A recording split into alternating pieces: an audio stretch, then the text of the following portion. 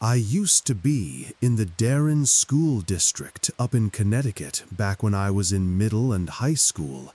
It was a pretty well-off district, so we got a lot of field trips offered to us every year. I was part of the chorus, and each year we'd get to go on at least 1 or 2 optional trips as a group. The year this happened, when I was a sophomore, we went on a trip to Woodloch Pines Resort in Pennsylvania. The bus ride out there took a few hours, just long enough to make us restless but excited. I was with my friend Landon, who I'd be rooming with for the whole trip. From the second we stepped off the bus, we could tell this place was going to feel strangely empty. It was November, cold and a little bleak up there in the mountains, so hardly anyone else was around. We had 3 days planned out for the trip, and there were 4 chaperones with us. They weren't exactly hovering over us, they just made us tell them what activities we were planning to do, and then pretty much left us alone. That first day actually turned out to be fun.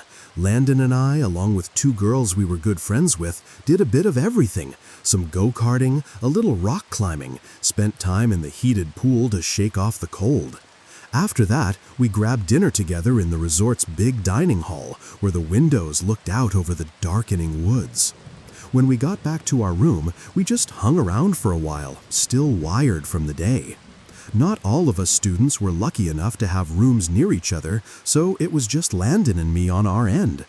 Our room was on the ground floor with this big glass sliding door that faced out toward the lake down the hill. Through it, you could see the slope of the frozen grass leading all the way down to the water's edge. Later, we decided to head back out for a bit, just to wander the resort before curfew. When we finally came back to the room, it was around 10. We didn't bother closing the blinds on the sliding door. The moon was so bright that night, casting this silvery glow that rippled across the dark lake. It looked almost unreal. Little did we know that cold, quiet lake under the moonlight was about to become the starting point of a nightmare we never could have seen coming. If I had to guess, I'd say we spent a solid hour just tossing and turning in our beds, trying to get comfortable, the chill of the room creeping under the blankets while we shifted around restlessly. Every so often, we'd talk, our voices low in the dark, drifting into silence before starting up again, both of us too wired to fully drift off. Then, out of nowhere, Landon screamed. His bed was closer to the sliding door, and the scream came so suddenly that it shot through me like an electric shock. For a split second, I couldn't process what was happening, why he was screaming, if he was messing around, if it was some kind of stupid prank. Then I turned my head and looked toward the door. It was like something out of a horror movie. Standing on the other side of the glass was a tall, skinny, older woman. Her long, grayish hair hung in stringy waves around her face, and her skin looked pale and sagging under the moonlight. Her hands were cupped around her face, pressed flat against the glass, as if she was trying to see into the room better, her breath fogging the glass in small circles. For a few seconds, she just stood there, peering in at us, the moonlight catching in her dull eyes. Then, without a sound, she turned and walked away, disappearing beyond the edge of the sliding door's frame. Landon looked at me, his eyes wide, his breathing shaky. I could tell he was waiting for me to move first, needing that extra push to get up, to chase after whatever it was we had just seen. I felt my own fear twisting in my gut, but I swung my legs off the bed, and he followed, both of us stumbling toward the door in a rush. We yanked the door open and stepped outside, the cold air biting immediately in our faces, but there was nothing. The cement path that ran past all the ground-level rooms stretched empty under the pale glow of the outside lights. The grass on either side still and empty, the slope of the hill down to the lake looking undisturbed. There was no one there. No figure disappearing around a corner, no sound of footsteps, nothing but the cold and the quiet. But we both knew what we had seen. We looked at each other, breathing hard, the reality of it settling in heavy between us. We weren't seeing things, and it wasn't a dream. The next day, we didn't say a word about it to any of the chaperones, not wanting to deal with the explanations or the weird looks we'd get. But we did tell the two girls we were friends with, needing someone else to know, to believe us, even if we couldn't explain why that woman was standing there in the dark, staring into our room like that. Night fell again after another long day packed with activities. We were exhausted, our bodies heavy with the weight of everything we'd done. When we got back to the room, we didn't even hesitate this time. We went in through the back door and made sure to shut the blinds, pulling them down tight until there was nothing but the darkness of the room and the faint glow of the lamp near the door. Landon fell asleep before I did, drifting off quickly with the quiet, even breathing of someone who was completely spent. I lay there, staring up at the ceiling for another half hour or so, listening to the small creaks and hums of the room settling, the soft rustle of the blankets whenever I shifted. Eventually, I must have drifted off, but I don't know how long I was out before I woke up again. The room was completely silent, heavy with that deep middle-of-the-night stillness. I didn't know if something had woken me up or if it was just that feeling, the kind you get when something is wrong, even if you can't see it. I sat up slowly, my heart already starting to beat faster, a tightness settling in my chest. I whispered Landon's name, just loud enough to see if he was awake. He didn't answer. I turned my head to the left, automatically, instinctively, wanting to check on him, to see him in his bed. But I couldn't see him. Something was blocking my view. And then, as my eyes adjusted in the low light, I realized what it was. Towering over me, right beside my bed, was the tall, old woman. Her long, grayish hair was hanging down around her face, and her thin, pale skin seemed almost ghostly in the darkness. Her shoulders were hunched, and I could see the way her chest rose and fell as she breathed, slow and deliberate.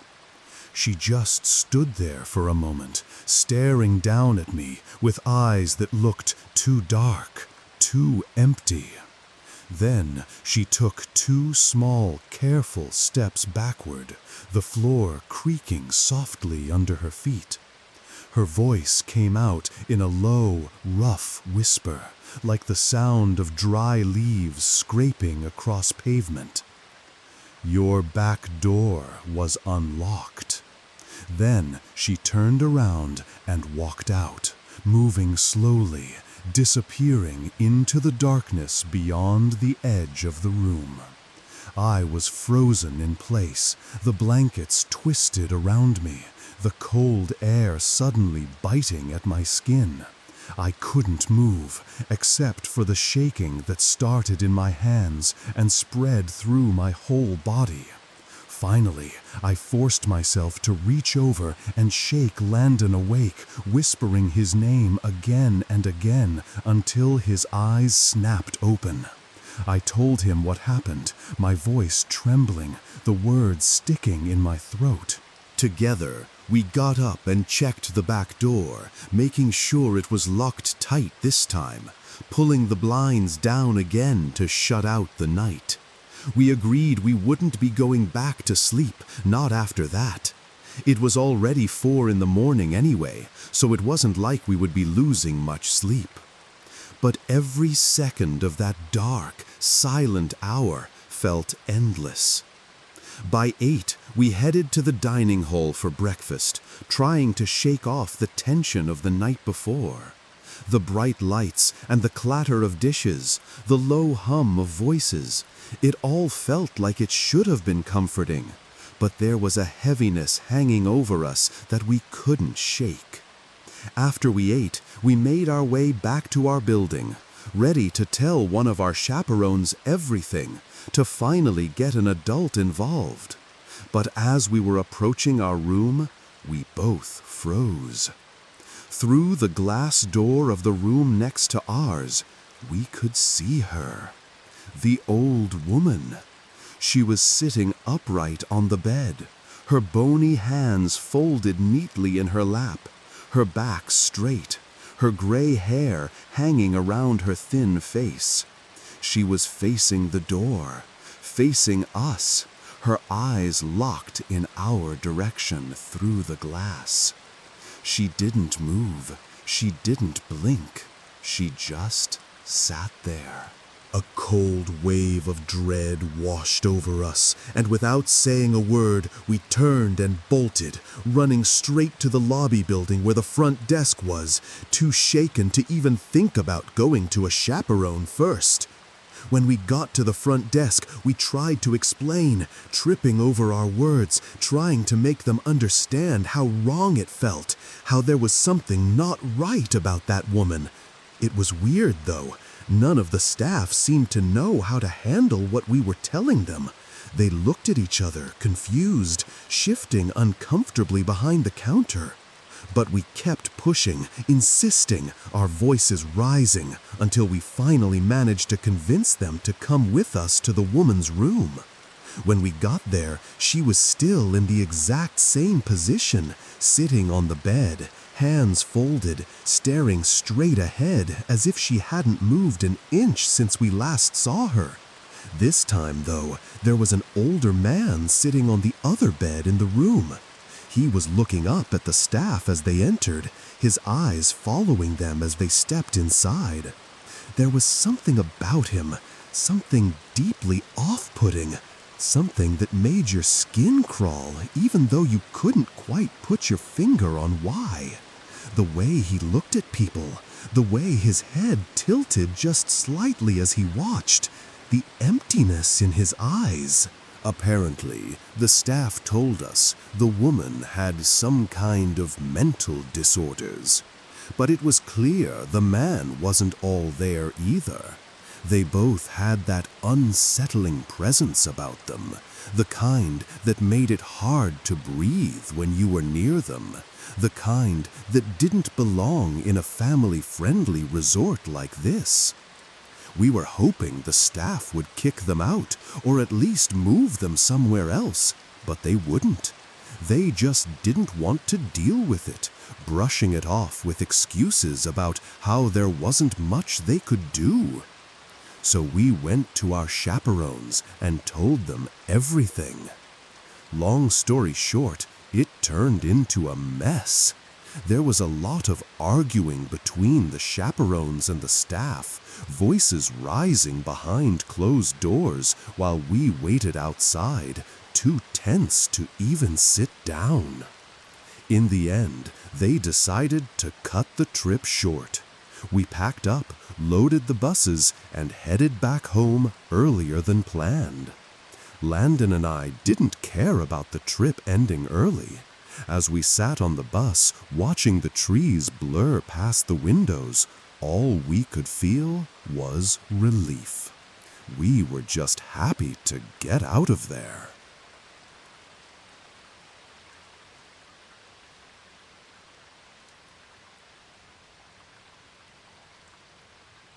When I was in the 4th grade, my class took a field trip to a small rural zoo about an hour away from our school.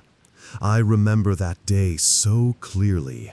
It was cloudy, with the kind of sky that looked heavy enough to rain at any moment, and every so often a raindrop or two would fall, cold against your skin, before vanishing into your clothes.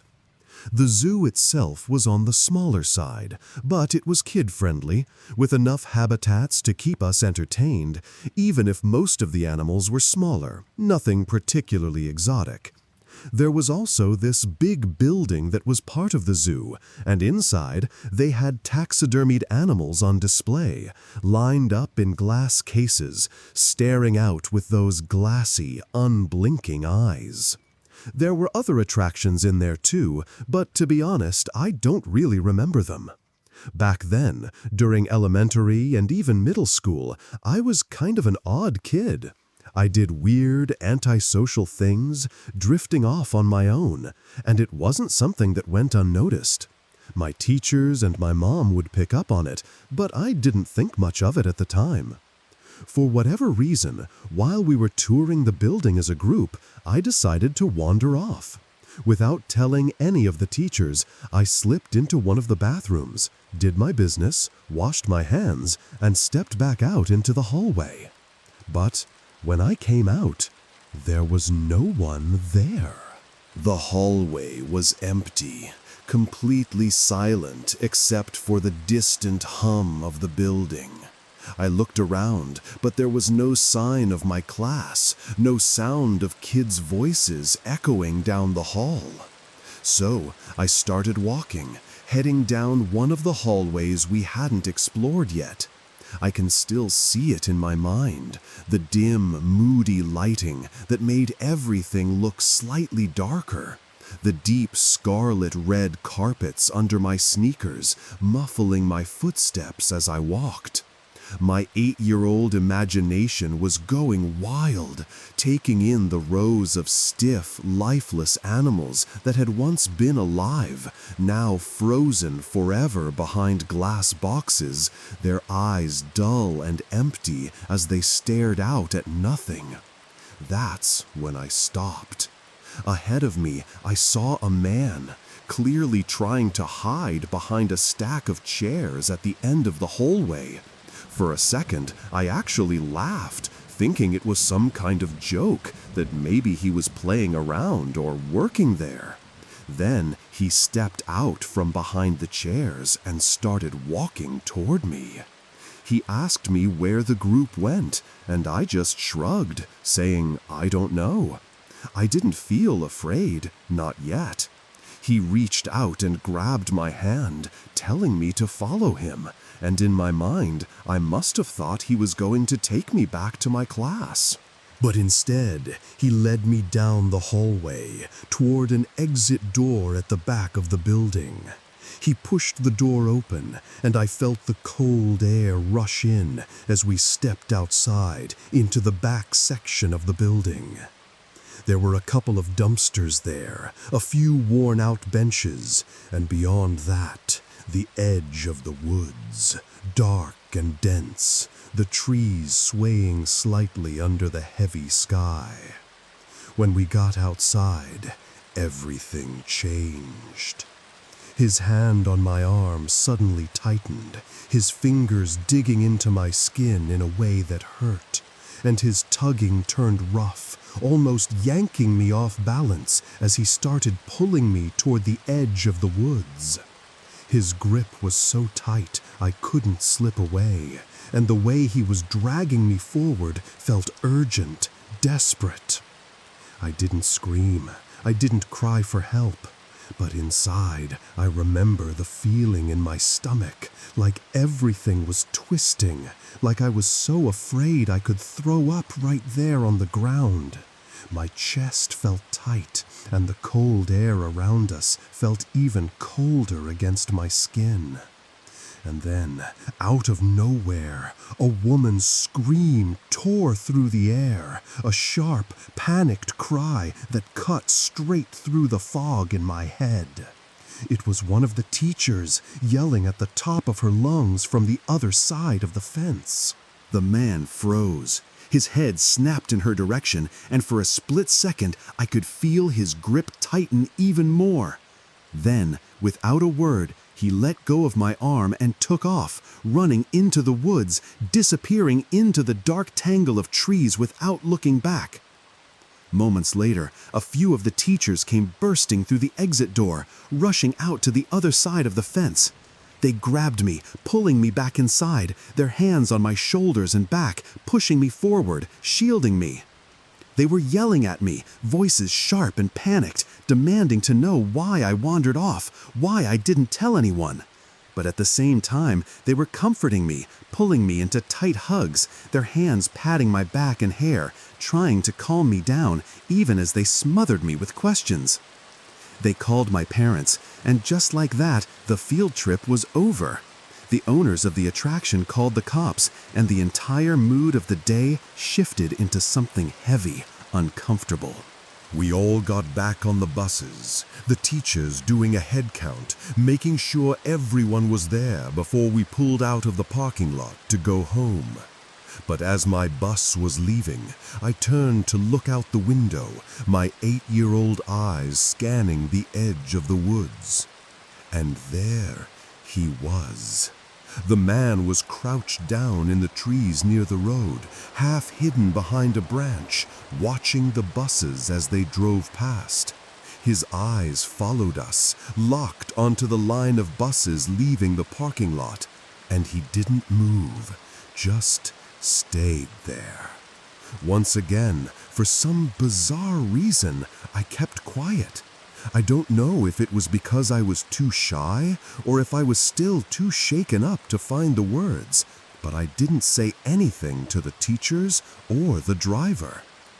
All the other kids on the bus kept looking at me weird for the rest of the ride home, whispering to each other, sneaking glances in my direction. I didn't care. I just sat there, staring out the window, trying to understand what had almost happened. And to this day, I hope that man never found success in snatching some unsuspecting young child like me.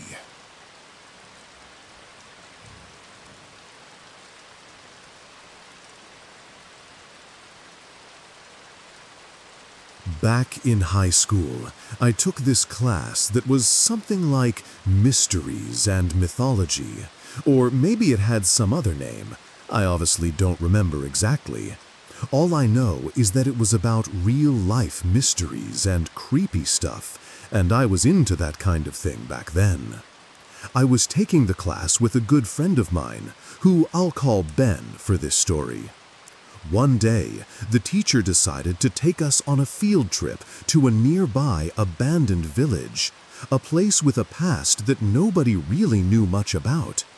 The village had been built sometime in the early 1900s, but for reasons that were unclear, it seemed like it had been abandoned not long after it was built, left to decay in the middle of the forest. The bus ride out there was only about 20 minutes, but the closer we got, the more the air on the bus seemed to tighten with anticipation. All of us were glued to the windows as the bus turned off the main road, following this sketchy, cracked road that cut through dense, dark forest, the tree branches clawing at the sky. Eventually, the road opened up into a clearing, and the bus came to a slow stop. We were there. We stepped off the bus onto the old, cracked road, where grass was growing up through the splits in the pavement, swaying gently in the breeze. The grass surrounding us was almost knee-high in some places, brushing against our legs as we shifted and looked around. And then there were the buildings. Tall, archaic brick structures, their windows all boarded up, standing there like silent sentinels from another time.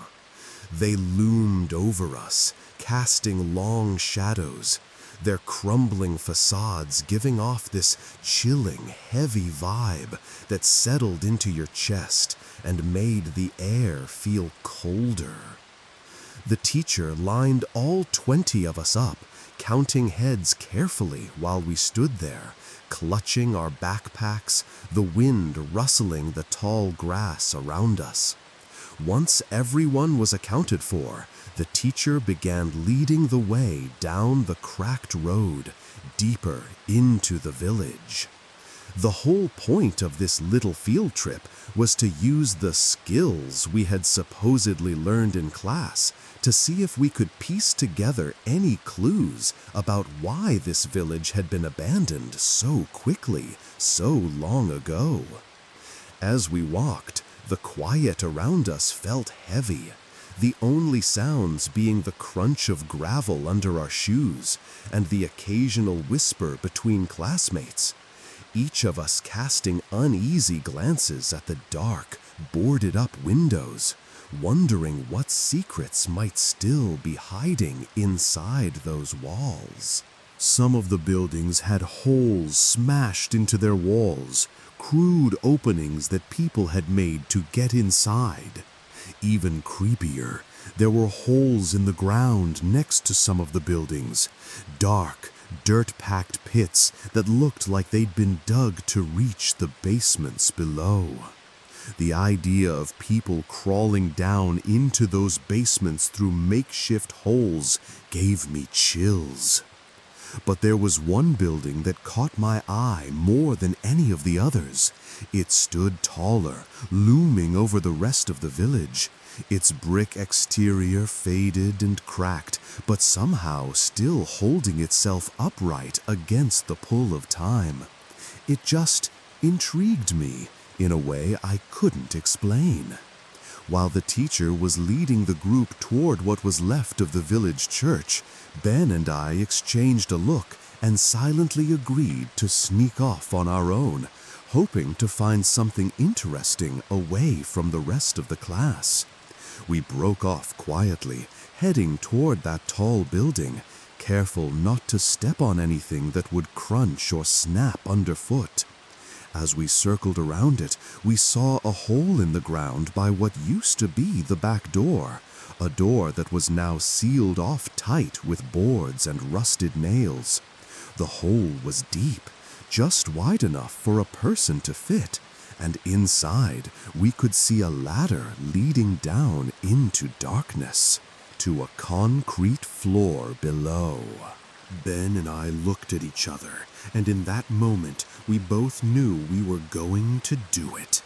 Ben climbed down first, testing the rungs with careful steps, and then I followed. The air down there was cold and stale, carrying a damp smell that clung to your nose. Luckily, this was around the time Apple started putting flashlights on their phones, so we had a source of light, even if it was just a small, shaky beam in the darkness. It was creepy down there. A couple of empty beer bottles were scattered across the floor, clinking softly when we accidentally kicked them. There was a single graffiti tag sprayed on one wall, bright against the cracked concrete, and dusty wooden planks were stacked haphazardly around the edges of the room, looking like they hadn't been touched in years. Against one wall, there was a narrow wooden staircase leading up, disappearing into pitch-black darkness. The stairs creaked, the wood groaning under the slightest shift, and every window and door above was sealed tight, leaving the floor above in complete darkness, even though it was the middle of the day outside. We had already gone this far, breaking off from the group and climbing down into this abandoned place. So we figured we might as well go up those stairs too. I went first, testing each step carefully as the 100-year-old wood creaked and shifted under my weight, making me feel like I might fall through at any moment. My flashlight beam danced across the warped walls and piles of dust in the corners, revealing cobwebs that hung like curtains from the ceiling. Ben followed close behind, the steps creaking again under his weight. The floor at the top was tight and cramped, with narrow hallways that led off into smaller rooms, dark doorways that gaped open like mouths in the shadows. It was so dark up there, so complete, that if you didn't know it was daytime, you never would have guessed the sun was even out. Ben and I were honestly starting to get creeped out in there. The darkness, the silence, the way every sound seemed to echo through those narrow, dusty halls. It was getting to us. We looked at each other and agreed it was time to head back outside. But just as we were about to turn and leave, we heard a noise. It came from one of the tiny rooms off to the side, this sharp, heavy sound like a big rock dropping onto the concrete floor, echoing loud enough to send a chill down my spine. A normal instinct would have been to run, to get the hell out of there, but Ben and I just froze. We locked eyes, both of us holding our breath, trying to process what we had just heard. Then, without saying a word, we both started tiptoeing toward the opening of the room, moving as quietly as we could, the floor creaking under our shoes with every step. When we reached the doorway, we lifted our phones, the flashlight beams cutting into the darkness as we shined them into the room. And that's when we saw them. 3 guys standing maybe 10 feet away from the doorway, just standing there in the dark. They were facing us, lined up in this weird, stiff formation, as if they had been waiting there, silently, for us to look in. The moment our lights hit them, Ben and I turned and bolted. We ran, our shoes pounding against the creaking wood, down the narrow staircase, nearly stumbling over each other in the dark. We scrambled to the ladder, climbing up the rusty rungs as fast as we could, our breaths coming in sharp, terrified gasps. When we finally pulled ourselves out of the hole, the cold air hit us like a slap, but we didn't stop. We ran across the grass, past the crumbling buildings, until we finally caught up with the rest of the group, completely out of breath. We didn't say a word to the teacher, trying to keep ourselves from getting in trouble for sneaking off. But one of our classmates noticed the way we were breathing, the way we couldn't stop glancing back at the village, and asked us what was wrong. We told him the truth, or at least most of it. We said we had snuck into one of the buildings, and inside, in one of the rooms, when we shined our lights in, we saw 3 guys standing there, about 10 feet away, facing us, perfectly still, like they had been waiting for us to find them. As we continued following the group, we couldn't stop glancing back at that tall building we had entered, watching it from a distance, the boarded windows dark and empty. But just before we left, we saw it. In one of the higher-level windows that hadn't been boarded up, we saw a face staring down at us. Just a face, pale against the darkness, watching us as we stood there in the clearing. We never told the teacher. We were too afraid of getting in trouble, and besides, we didn't even know how to explain what we saw. Were those just homeless people living in there? Or maybe gang members hiding out? We didn't know.